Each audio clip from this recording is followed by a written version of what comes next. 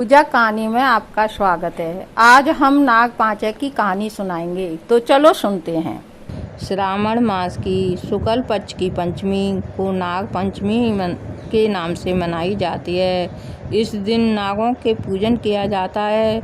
इस दिन व्रत करके सांपों को दूध पिलाया जाता है। गरुड़ पुराण में ऐसा सुझाव दिया गया है कि नाग पंचमी के दिन घर के दोनों बगल में नाग की मूर्ति बनाकर पूजन किया जाए। ज्योतिषी के अनुसार पंचमी तिथि के स्वामी नाग हैं, अर्थात शेष नाग आदि सर्प राजाओं का पूजन पंचमी को होना चाहिए। कथा इस प्रकार है। एक गांव में एक ब्राह्मण और एक ब्राह्मणी रहती थी। उनके 7 बेटे और 7 बहुएं थीं। 6 बहुओं के तो पियर थे, लेकिन 7वीं का पियर नहीं था। बेचारी बहुत सीधी और सुशील थी। सारे दिन घर का काम करती। जेठानी उसे छेऊ बहुत ताना मारती, लेकिन वो अपना जीवन व्यतीत कर रही थी। बड़ी खुशी खुशी रहती थी घर में। एक दिन सावन का महीना आया तो जेठानियाँ छेऊ बोली कि चलो खदान में से मिट्टी लेकर आते हैं घर को लीपने के लिए। तो सब अपना तसला खुरपी लेकर खदान में गईं और मिट्टी खोदने लगीं। तो जेठानियों ने एक सांप को देखा तो वो मारने लगीं, पर वो छोटी वाली दौरानी थी तो उसने कही, इसे मत मारो, ये निर्दोष है, इसे क्यों मारे। उसको बचा लिया और बोली, भैया आप यहाँ बैठो, मैं आपके लिए दूध लाती हूँ। वो पेड़ के नीचे बैठ गया। वो घर पे दूध लेने गई तो वो भूल गई और किसी काम में लग गई। अब उसे तो याद नहीं आया। दूसरे दिन याद आया कि मैं तो दूध लेने आई थी, और वो भागी भागी एक कटोरे में दूध लेके गई। तो वहाँ पे तो सांप वहीं की वहीं बैठा।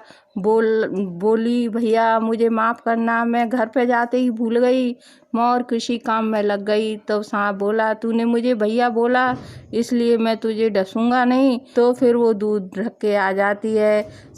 फिर दूसरे दिन वो सांप अपना भाई के रूप में अपनी बहन को लेने आता है। कहता है उनके सास ससुर से, मेरी बहन को भेज दो। माने कि इसके तो कोई सास बोलती है, इसके तो कोई मायका भी नहीं था, ये कहाँ से भैया आ गया। माने कि मैं तो इसका धर्म का भाई हूँ। ये बहुत छोटी थी जब मैं बाहर चला गया था, इसलिए ये मुझे पहचानती नहीं है, पर मैं इसका भाई हूँ। तब सास ससुर मान जाते हैं और उसको भेज देते हैं। तो जेठानी बोली, अभी हमारा बिलौआ तो आया नहीं, उसके पियर नहीं था, तब भी आ गए भैया ले गया। एक कुआं के पास एक भामी थी, उसमें एक आला था, उसमें तो उसके लड़के को बिठा दिया और खाने पीने की सारी व्यवस्था कर दी। और अपनी बहन से कहता है, बहन तू मेरी पूंछ पकड़ लेना, मैं नीचे मैं एक सांप हूँ। अब बहन तो डरने लग गई कि अब क्या करूँ, इधर जाऊँ तो मरना, उधर जाऊँ तो मरना। बेचारी कहीं की नहीं रही, उसने पूंछ पकड़ ली। उसके कहने पर अंदर गए तो देखे तो महल तिवारी सब कुछ बना हुआ था। वहाँ पे एक नागिन थी, तो वो अपने इंसान के रूप में थी। तो कहने लगा सरफ कि माँ मैं अपनी बहन को लेके आया हूँ। माँ तो बड़ी खुश हुई, देखकर गले लगाया, बेटी को बिठाया, खूब उसको खाना पीना सब कुछ खिलाया। तब माँ शाम को दूध ठंडा कर रही थी, तो उसकी बेटी देख रही थी कि माँ ने पहले दूध ठंडा करा, फिर घंटा बजाया, सारे सरफ अपने आप ही पी के चले गए अपनी जगह।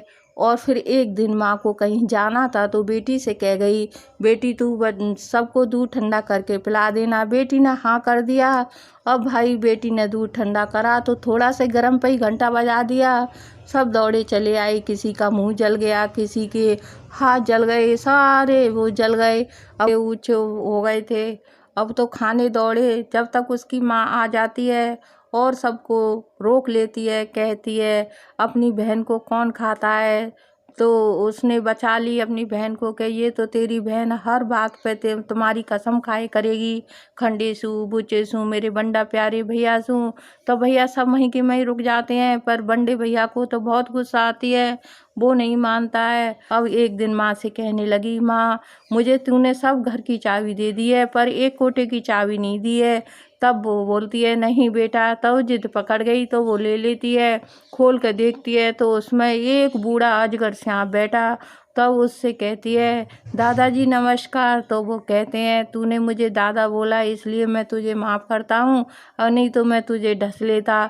तब एक दिन माँ ने देख लिया, माँ बोली बेटा इसको तो जैसे तू लाया वैसे ही छोड़या, और अब तो सावन का महीना भी ख़त्म हो गया है, तो भैया खूब सोना चांदी हीरा मोती जवाहरात मिठाइयाँ मेवाएं सब कुछ दी और अपनी बहन को पहुंचाने, और उस बच्चे को चला गया भैया उनकी सास ससुर से और जेठानियों से, कहता है मैं जैसे ले गया जैसे मैं ले आया हूँ। देखे तो भैया जेठानियाँ चिढ़ने लग गईं कि हमारे तो पियर था तब भी आज तक इतना सामान नहीं मिला, हीरा मोती जो आज जिसके तो पियर नहीं था तब भी ये तो भर भर के लाई है। अब तो उससे चिढ़ने लग गईं, अच्छे मुँह बात ही नहीं करती, टेढ़े मुँह ही बातें करती।